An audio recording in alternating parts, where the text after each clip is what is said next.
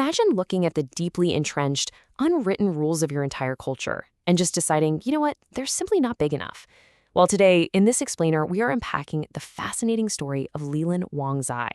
He was a true disruptor who literally took a nation of receivers and turned them into a massive global force of senders. Now, his name might not be instantly familiar to everyone in the West, but he fundamentally redefined global missions in the 20th century. We're talking about a pioneer who looked at the strict, unquestioned norms of his time and realized, hey, my people are called to do something much, much bigger. So, to really grasp his impact, we've got to set the stage and look at the status quo of early 20th century Christianity. Back then, the expectation was entirely a one-way street. Western churches were seen as the exclusive senders. They had all the resources, the historical momentum, the infrastructure, the whole shebang. Meanwhile, Chinese churches, they were viewed strictly as the mission field. They were just the receivers. That was the established paradigm across the board. And honestly, very few people at the time were even thinking to question it. All right, let's move right into Section 1, the revolutionary vision, a calling beyond borders. Wang Zai was born in 1900, and wow, talk about a time of massive political and social upheaval in China. His own life completely turned upside down as a young man when he encountered the gospel. And I don't mean he just casually adopted a new belief system. It was a total radical transformation. Right in the middle of the chaos of a nation in transition, his intense enthusiasm for studying the Bible sparked this undeniable, lifelong calling. He knew he had to dedicate himself entirely to Christian ministry.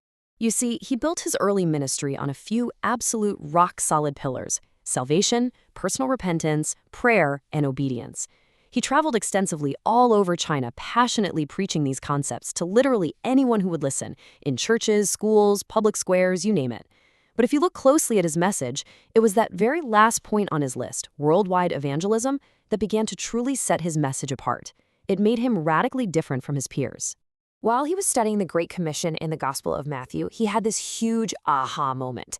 He realized, and this was revolutionary, that God's command to make disciples applied equally to Christians in China. Actually, think about what a game changer that is. He realized that if his people were truly part of the global church, they carried the exact same responsibility to take the message to the unreached nations. They couldn't just sit on the sidelines anymore. He essentially erased the asterisk that excluded his own people from being the ones who go. Which brings us to Section 2. Building a movement, and specifically founding the CFMU. Now, anyone can have a disruptive idea, right? But Wang didn't just preach this concept. He actually rolled up his sleeves and built the machine to make it happen.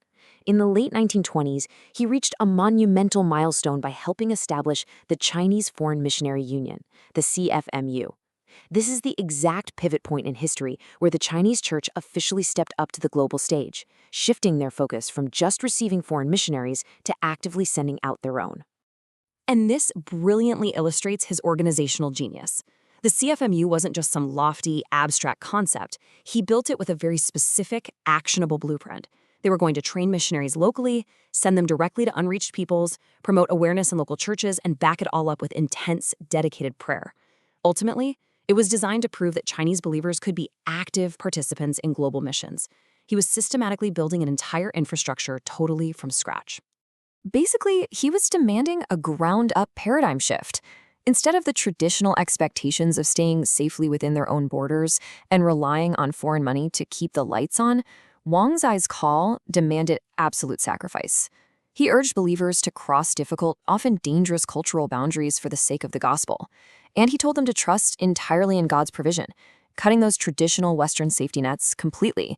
He was asking them to step out in radical, unshakable faith. Okay, let's jump into Section 3, Surviving Turbulent Times, Ministry Under Fire. We really need to remember that Wang's ministry absolutely did not happen in a vacuum. It unfolded during some of China's most violently turbulent decades. I mean, we're talking sweeping political instability in the early 1900s, devastating civil conflicts in the 20s and 30s, the horrors of the Japanese invasion, and eventually the post-1949 restrictions on Christian ministries. He was forced to navigate this intense sequence of historical roadblocks. Let's be real, any single one of these eras could have completely crushed a lesser movement. But you know what? Through all of that unimaginably hard history, his core belief never wavered. God's mission could not be stopped. Even when their local survival was threatened by literal war and political upheaval, and despite severe external restrictions, He remained absolutely convinced that external circumstances could never halt global evangelism. He was constantly reminding believers to look up and maintain their global vision no matter what was happening outside their front doors. Finally, let's look at Section 4, a lasting global legacy, the ripple effect. Because beyond the big public stage, Wang Zai's real secret weapon for long-term survival was his heavy, heavy investment in the quiet, behind-the-scenes work of mentoring younger leaders. It was like a giant puzzle where every piece mattered. It started with a foundation of sound biblical teaching and prayer, shifted into deep personal discipleship, and ultimately produced a completely new generation of pastors, evangelists, and missionaries. It created this unbreakable human pipeline for a future global movement.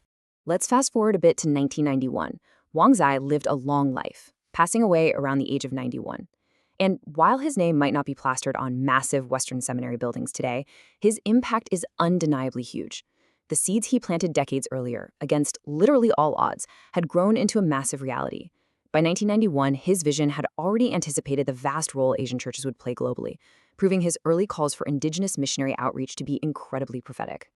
So, what's the ultimate so what of his life? It's this powerful conviction that every single church, regardless of their nationality or their resources, is called to participate in God's worldwide mission.